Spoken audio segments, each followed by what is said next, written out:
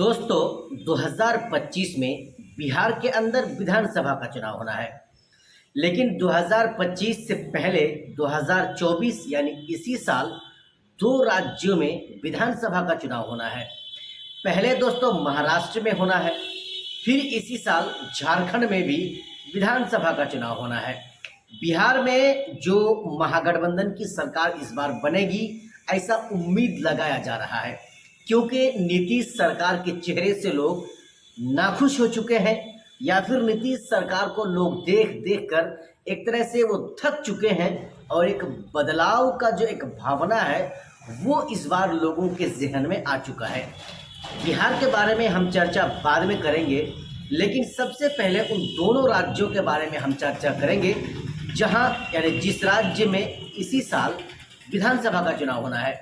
झारखंड में शिबू सोरेन की सरकार है, यानी हेमंत सोरेन जो शिबू सोरेन के बेटे हैं उनकी सरकार है, जेएमएम की सरकार है और इसी साल वहां पर चुनाव भी होना है। और इस बार महाराष्ट्र में भी चुनाव होना है।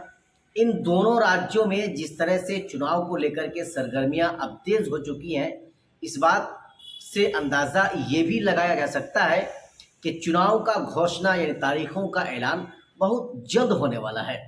हम आपको इस वीडियो में बताएंगे कि इस बार इंडिया गठबंधन वालों का क्या होने वाला है।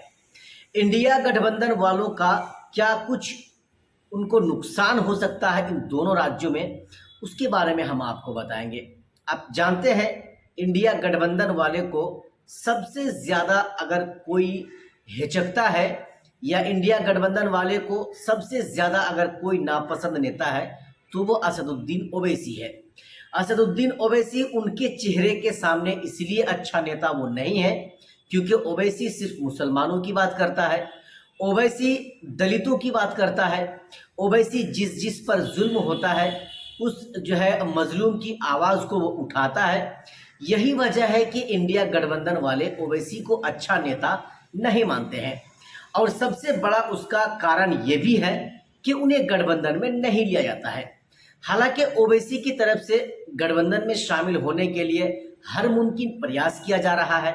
ओवैसी ये चाहते हैं कि हमें गठबंधन में शामिल करा लिया जाए, लेकिन इंडिया गठबंधन वाले चाहे वो लालू प्रसाद यादव हों, चाहे लालू प्रसाद यादव के बेटा तेजस्वी यादव हों, या फिर अखिलेश यादव हों, या फिर इस तरह के जो बड़े बड़े नेता हैं, राजनेता हैं, वो हों, ओवैसी को सिर्फ इसलिए नहीं चाहता है गठबंधन वाले कि हम इन्हें अपने साथ गठबंधन में ले लेंगे तो फिर ये मुसलमानों के हक और हुकूक की बात करना शुरू कर देगा, ये मुसलमानों की आवाज़ को उठाना शुरू कर देगा। कहीं ना कहीं यही सब वजह है, यही कारण है कि ओवैसी को इंडिया गठबंधन वाले अपने साथ गठबंधन में नहीं ले रहे हैं। लेकिन दोस्तों इस हिंदुस्तान के जो भी मुसलमान हैं, मुसलमानों को अब सोच समझकर वोट करना चाहिए, चाहे वो विधानसभा किसी भी राज्य का चुनाव हो। 2025 में बिहार में भी होना है और एमआईएम पार्टी यानी ओवैसी की पार्टी बिहार में तो चुनाव लड़ेगी ही, उससे पहले इसी साल महाराष्ट्र में भी चुनाव लड़ेगी और झारखंड में भी चुनाव लड़ेगी। हालांकि उनको कामयाबी मिले नहीं मिले, कितनी सीटों पर उनको कामयाबी मिलेगी नहीं मिलेगी ये तो बाद वाली बात है। लेकिन ओवैसी के जो लीडर हैं, चाहे वो झारखंड के मोहम्मद शाकिर साहब हो या फिर जो है महाराष्ट्र के इम्तियाज़ जलील साहब जो प्रदेश अध्यक्ष हों, इन लोगों की तरफ से लगभग ऐलान कर दिया गया है कि ये चुनाव लड़ेंगे और मजबूती के साथ चुनाव लड़ेंगे।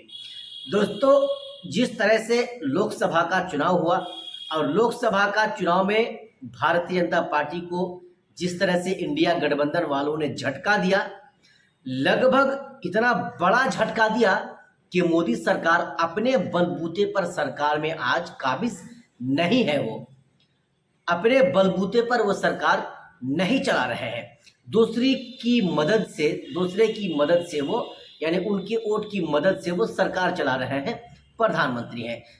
जिस तरह से आप जानते हैं बिहार के नीतीश कुमार जी अपने सभी सीटों को लेकर बीजेपी को वो समर्थन दिए हैं और इसके साथ साथ दोस्तों नायडू जी उन्होंने भी अपने सभी सीटों के साथ मोदी जी को समर्थन दिए हैं। तब जाकर हिंदुस्तान का प्रधानमंत्री तीसरी मर्तबा नरेंद्र मोदी जाकर बने हैं। अब जब बिहार का चुनाव होगा 2025 में विधानसभा का, उस समय इंडिया गठबंधन वाले को बहुत बड़ा और तगड़ा झटका लगने वाला है। तगड़ा झटका इसलिए लगने वाला है कि नीतीश कुमार का चेहरा देख देख कर लोग अब शायद थक चुके हैं। अब लोग बदलाव चाहते हैं और बदलाव के मूड में तेजस्वी यादव से अच्छा चेहरा और कोई नहीं है और ना हो सकता है। महागठबंधन वाले, उनके साथ कांग्रेस पार्टी भी है। हालांकि कांग्रेस पार्टी की तरफ से भी कई बड़े बड़े चेहरे हैं, लेकिन मुख्यमंत्री का चेहरा अगर एक तरह से देखा जाए तो युवा जो है, दिलों की धड़कन, युवा नेता तेजस्वी प्रसाद यादव साहब हैं।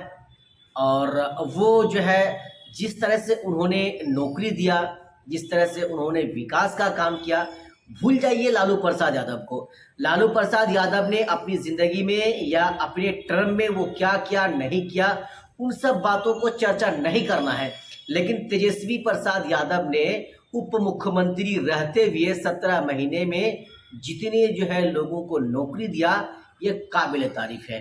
अब ज़रा आप जानते हैं 2025 में विधानसभा का चुनाव होना है और उस विधानसभा के चुनाव में एमआईएम पार्टी भी बिहार के अंदर चुनाव लड़ेगी और पूरी मजबूती के साथ चुनाव लड़ेगी। यही वजह है कि इंडिया गठबंधन वाले को नुकसान इस बार बहुत ज़्यादा होने वाला है, क्योंकि ओवैसी मजबूती के साथ पूरे बिहार में पैर फंसा रहा है, संगठन को मजबूत कर रहा है। ओवैसी और उनके चाहने वाले या उनकी पार्टी के जो बड़े बड़े नेता हैं वो सब काम कर रहे हैं।